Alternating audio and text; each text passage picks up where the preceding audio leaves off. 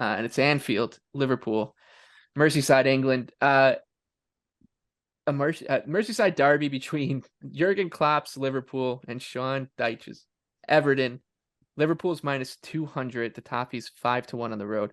Draw here is plus 350. We all know what this line looked like before Sean Dyche's masterclass against Mikel Arteta and Arsenal over the weekend, and Liverpool capitulating once again. The line's moved, but I still think it's Everton here at 5-1.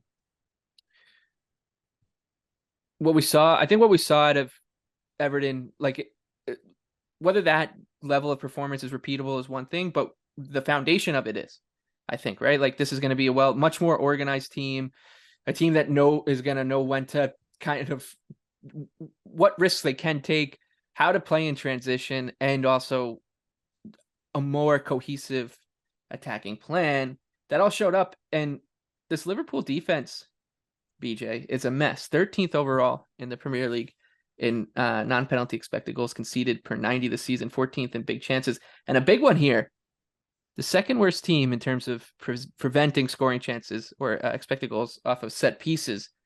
Our favorite bald-headed Scott is licking his chops there. And also, I don't know about the spot for Liverpool. I know it's not, they're not on for Champions League coming up this coming week, but they're going to have Newcastle next weekend. So they play Monday against Everton, then it's Newcastle on that Saturday, and then they're playing Real Madrid. So things are getting tight for a team that the depth isn't showing through. The defense is struggling. There's a lot to be concerned about here. Plus, like, their season basically feels over. I know it's a rivalry match.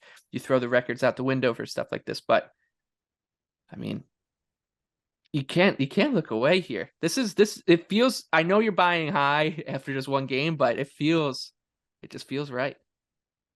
I agree. I'm going to do a little bit something different. So I actually like Everton to score. You can find them, minus 135. There's, minus 140 out there right now.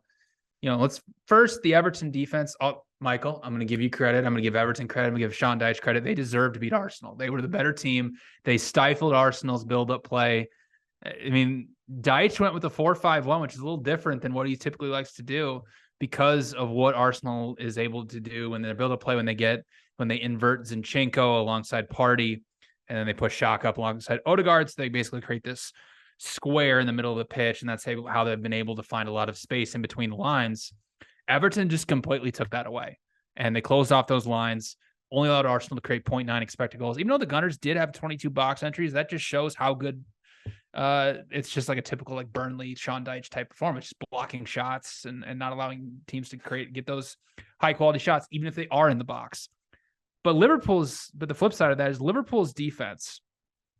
It has shown no signs of improving anytime soon. Like, they've been terrible all season long. Since we've came back from the World Cup, they've allowed 9.6 expected goals in 6 matches, and they haven't really played a murderer's row either. It's been Aston Villa, Leicester, Brentford, Brighton, Chelsea, and Wolves. And I mentioned this, I think, 2 or 3 podcasts ago. Liverpool hasn't not held an opponent under 1 expected goal since August 31st against Newcastle. That's how bad it's been for them. And now they still don't have Van Dijk. They still don't have Konate, just like you mentioned, Michael. Everton, even with Frank Lampard and how they've been going this season, they're still a top 5 team in terms of XG per set piece. That's only going to improve with Sean Dyche at the helm. Liverpool's dead last, like you mentioned. And hey, Everton just created 1.7 expected goals against what I believe is the best defense in the Premier League. So I actually have Everton projected at 1.03 expected goals. I'm not sure the status of Dominic Calvert-Lewin right now. Hopefully he plays, but even if he doesn't, I think Everton can absolutely just thrive in transition here against Liverpool. And hey, they put up a great offensive performance the last time these two teams met as well. So I'm on Everton to score at minus 135, just because I do believe the line has come down far too much to the point where I was almost looking to play back on Liverpool, but the injuries that have stacked up for Liverpool are keeping me away from it. So Everton to score at minus 135 for me. We've talked about this a little bit throughout the season, just how much, and it's hard to handicap how much a team will care. And that's oversimplifying it, but the effort, you can 100% bank on the effort level from Everton in this match, right? And you can 100% bank on them to be physical and do what Sean Dyche teams do. And that midfield three of Doucouré, Onana, and Ghana were really good. That was the best Ghana's looked since coming back from PSG.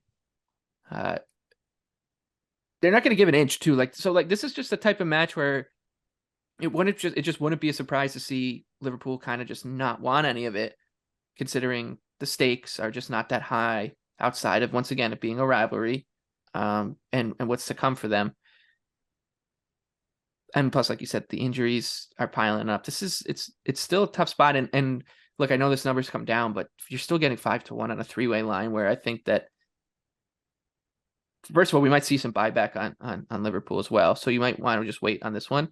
But you're still getting 5-1 on a match where I think it's gonna play out closer than those odds suggest here. Anthony, your man Jurgen Klopp, he seems to be in a spot of bother right now. That's the other thing too. Like, this Liverpool team, think about when things have gone wrong for them under Klopp. They kind of could just continue to circle the drain until the season's over. But when things go right, obviously they keep going. Like, was it 3 years ago when they kind of just felt like they didn't ever pick themselves back off the mat and like make a run, is what I'm trying to say. Well, Michael, I don't know if I agree with they're that. the only team that has injuries and they're playing too many matches, according to Jurgen Klopp. Right. I don't know if I agree with that though, because if like Liverpool, okay, like the championship year, they kind of came back from COVID and were just kind of coasting. Like, they were out of the Champions League. They'd already won the league. So like, naturally you'd expect them to just kind of coast. But I thought they did. Remember, they had the year after they had the crisis year. They got waxed a bunch of times in like December and January, and they were like 8th place, but they actually got hot and made a run and got back into the top 4. I think they finished 4th or 3rd. Forget who Chelsea or Liverpool was higher, but they finished back in the top 4. So they can turn it around. But this team is a lot older. This team is worse. This team has more holes. They have more injuries scattered across the entire team, whereas that team was just kind of all the center backs got hurt at the same time. And I kind of agree. I'm not buying Liverpool here whatsoever. I want 1.25 to buy Everton. I don't know that we're going to get it anymore. I'm kind of mad I didn't take the look ahead, because this was going to be a great Everton spot either way. I do think Liverpool will be up for this game, but like, what does Liverpool being up for the game even look like? Because you would expect, coming off the World Cup, where they really didn't have that many players playing, that they would be better than they've been. And they really have had one good game since the World Cup, probably. Like, Villa's probably the only game where I'm like, that's Liverpool. Other than that, they've been quite poor. So, yeah, I mean, I can't bet Liverpool. You could talk me into an Everton team total. The first half team totals against Liverpool have just been printing money all year, and really since April. But yeah, I probably will end up staying away at the current number. But yeah, I would definitely look toward Everton, if anything. It also could be a good live spot here, potentially live team total, depending on how the game is playing out.